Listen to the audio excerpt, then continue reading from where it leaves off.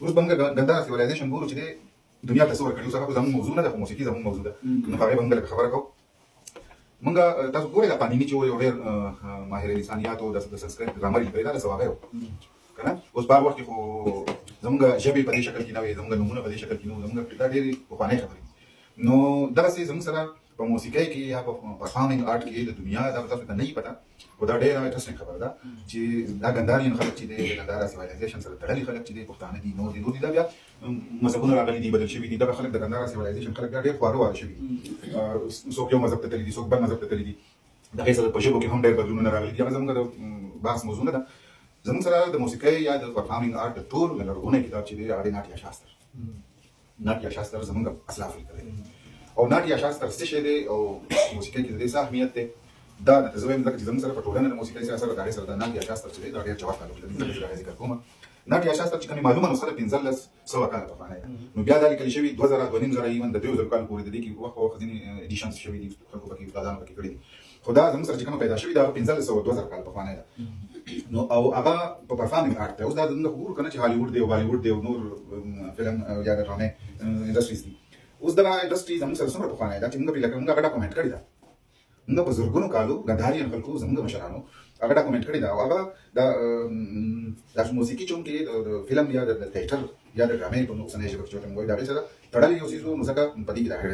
دغه کار پکې شوی دی. زموږ سره په دې ډول کې په میک اپ آرټ باندې، په ډایرکشن باندې، په ډایلاګ باندې، په پلاټ باندې، په دې ټولو څیزونو بېلې بېلې چې کړي دي دا په ناټیا شاستر کې. دا د دنیا په ډېرو ژبو کې ژباړل شوی. زه ما را پیدا کړی دي پښتو کې ژباړم.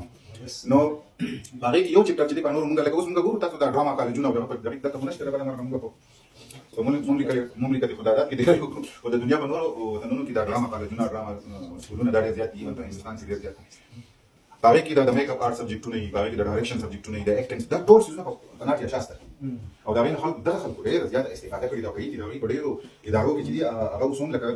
د استفادې کتاب دی د هغې ترجمې د هغې انګلیش یا نور ورجنونه. اوس د موسیقۍ سره د دې تعلق دی او هغه موسیقي موږ ته اوس په اوسني وخت کې څومره ګټه پورته کوو په اوسني ټولنه کې د هغې اهمیت څه دی د ناټیا شاستر کې چې کومه د موسیقۍ خبره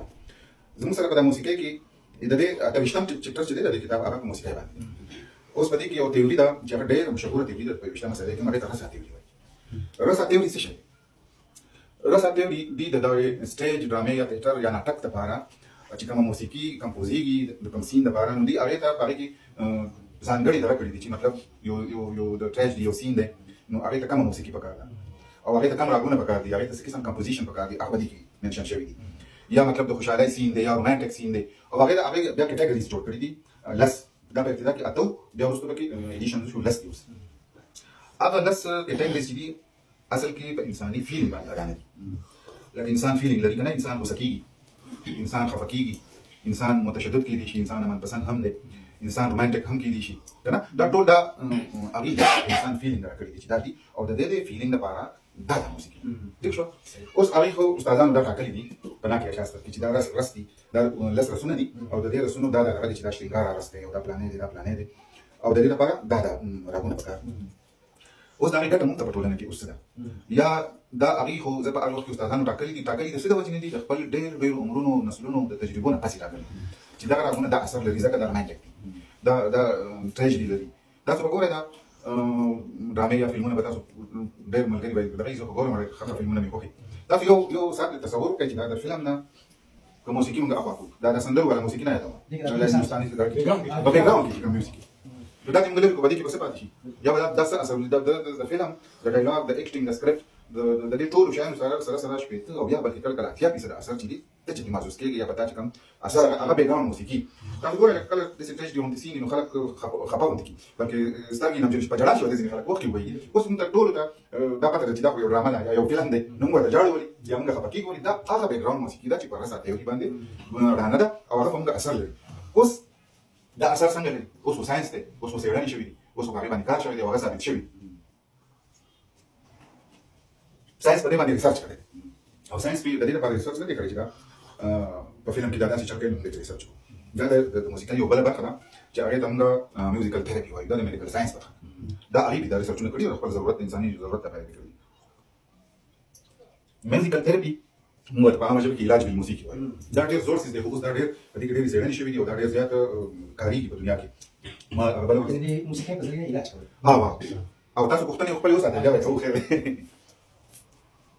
دا لرغونی سیس دی په تاریخ کې اوس ډېر زیات پرمختګ لري په اوسني زمانه کې دا اصل کې کوم ډاکټران چې د سایکالوجي وایي یا د نفسیاتي دغه سره تعلق ساتي کوم سایکاټریسټان چې هغه بیا پوهېږي په دې خبره باندې چې موسیقي د انسان لپاره د انساني ژوند لپاره څومره ضروري ده نو بلکې هغې د انساني چې کوم اروايي طور باندې ناروغ شي ګډوډ شي نو هغې پې بیلانس کېږي او هغې ته وایي میوزیکل تھراپي اوس میوزیکل تھراپي اثر څنګه کوي زموږ سره یا د رس تیوري چې دا ولې دا څنګه اثر کوي هغه خو دا حقیقت خو دی چې دوی څنګه ویلي دي زرګونه کاله پخوا هغه اثر لري خو دا ولې د دې څنګه لري د دې هغه میکانیزم ساینس معلوم کړی دی کله چې دا غږ د لهرونو په شکل کې زموږ غوږونو ته راشي دلته یو هارډویر دی یو ډرم یو پرده هغې ته راشي نو دا خو د اواز یا د هوا چپې لهرونه د تیزې پورې غږ خو دا چې کله غږ د دې نه دننه بیا دغه کېږي نو دا الکتریک یا میګنیټک سیګنل شي دا بیا هوا نه دا بیا عام لهر نه دا چې کله وخت راوځي د دې پورې هوا ده دا لهر دی او چې کله دا بیا برین ته ځي نو دا الکتریک سیګنل شي او الکتریک سیګنل د مختلفو راګونو یا د مختلفو دغه بدل څنګه چې د دې د فزیکي او شکل تاسو وګورئ دا موږ چې خبرې کوو تاسو ډرا کړئ سکیچ د دې جوړ کړئ دا د شکلونه هم جدا دي د دې د لهرونو د شکلونه نه دا جدا دي د مختلفو سیزونو د مختلفو غوږونو د مختلفو قسمونو غوږونه دا موږ ګورو کو اواز موږ عام طور اورو دا موږ د لیدل غواړو دا هم جدا دي دا خپل ډرا کېږي په فزیکس کې د دې دغه تاسو لیدلي سکیچز به تاسو لیدلي دا چې کله دلته کې راشي نو ظاهره خبره ده چې دا ټول غږونه جدا جدا رنګ لري نو هلته چې دا جدا شي د دې دا سیګنل هم بیا جدا دي مختلف قسم سیګنلونه یا الکتریک یا میګنیټک سیګنلونه ځکه چې الکتریسيټي خو دا میګنیټک دغه نه وتی د فزیکس کې د مقناطیسیت نه پیدا شوې ده او دا بیا د دغه شکل یا د دغه قسم په بنیاد په برین کې چې کوم ځای دی هغه دی بیا اتوماتیک دا سیګنل اوس په برین کې دا موږ خو موږ وایو چې عام دماغ دی خو په دې کې خو ډېرې برخې دي او د هرې برخې بېل بېل کار دی که نه پوره ډپارټمنټس دي پکې دننه په برین کې نو دا هغه ځای متعلقه ځای هیډ کې او هلته کې هغه برین چې دی متعلقه هارمون ریلیز دا د دې دغه میکانیزم دی د خپل د غږ او زموږ د دې میوزیکل تھراپي یا د رسا تھراپي او هغه لکه موږ اوس د خوشحالۍ یو سندره واورو هغه به دلته کې راشي هغه به په میګنیټک یا الکتریک دغه کې بدل شي لهر کې بدل شي او هغه به لاړ شي هغه ځای به هیټ کړي او هغه ځای به موږ ته ډوپامین ریلیز کړي ډوپامین یو دغه دی د خوشحالۍ هارمونز دي که نه داسې د هر زموږ څومره چې دغه دي د خفګان د غوسې د دې خپل هارمونز دي هغه ډیټیل کې نه ځو خو دا یو مثال مې ځکه درکړو چې تاسو پوه شئ نو هغه به ډوپامین ریلیز کړي چې ډوپامین ریلیز شي موږ خوشحاله شو سمپل خو د دې هم بچي ده د اواز دغه لهر دی او دغه موسیقي نو که دلته زموږ دلته کې کوم ګډوډي راشي موږ کوم اروايي ناروغ شو نفسیاتي ناروغ شو لیوني شو څه شو نو دغه موږ د نورو د میډیسن سره د نورو ډېرو څیزونو سره یو زموږ لپاره دوايي چې ده هغه میوزیکل تھراپي ده چې په هغې باندې اوس ما بله ریسرچ کوو په دنیا کې بله بله ډېر هسپتالونه دي په یورپ کې او په امریکا کې معلوم به مشهور د میوزیکل تھراپي چې هلته کې صرف اواز علاج چې دی هغه په میوزیکل تھراپي باندې کېږي نو مطلب دا دی چې موسیقي نه وي زموږ لکه موږ انساني صحت چې دی دوه ډوله لري که نه یو فزیکي صحت دی زموږ یو منټل هیلث یو اروايي روغتیا اوس د فزیکل صحت لپاره خو موږ عام طور معلوم خبر یو هر څوک تقریبا اویر چې مطلب موږ ته پروټین پکار دي موږ ته کاربوهایډریټ پکار دي څومره پکار دي ډېر پکار دي لږ پکار دي هغې کې چې موږ بیلانس ګډوډ شو ناروغه شو بیا اکثر یا ډېر کم شي یا سیوا شي او هغه په کوم خوراکونو کې یا هم د عام طور معلوم وي غوښه پکار ده دالونه پکار دي سبزي پکار ده خواږه پکار دي خو د دې سره چې منټل هیلث زموږ کم دی نو هغه یو ماینر دغه لپاره چې د هغې سره د فزیکي خوراک سره ماینر یو تعلق لري هغه دی د خواږه چې کوم کاربوهایډریټ دا صرف زموږ د برین لپاره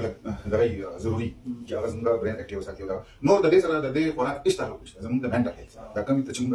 دغه وایو میډیسن یا خوراک یا داسې څیزونه دا اوس د دې تعلق د څه شي سره دی چې د دې سره نشته موږ به غوښه وخورو موږ به خوراک وکړو موږ به اوبه وڅښو موږ به نور شیان د دغه به زموږ فزیکل هیلث به ټیک ټاک اکثر تاسو ګورئ که نه دا لیوني چې یا نفسیاتي مریضان دي دا فزیکلي ډېر ښه مضبوط ډېر ښکلي فټي هېڅ ناروغي نه ورلري فزیکي ناروغي نه لري که نه نو هغه خو هغه کیسې د ټکي خوراک ټکي ورزش ټکي نورې کیسې ټکي اوس زموږ د منټل هیلث لپاره هم خوراک پکار دی اوس هغه خوراک څه شی هغه خوراک ډېر څیزونه دي خو د ټولو نه دغه څیز چې دی پکې هغه زیبا هنرونه دي هغه فاین آرټس دی ښکلي منظرونه دي ښکلي غږونه دي دا زموږ د حواس سره چې څومره ما وختي خبره وکړه په دې ټولو کې یو ښکلی ترتیب دی چې هغه زموږ ته راځي په مختلفو حواسو باندې نو لکه موږ پینټینګ ومو ښکلي رنګونه وینو نو دا زموږ دپاره ضروري څیز دی خو دا ټول تاسو هسې فکر وکړئ دا دنیا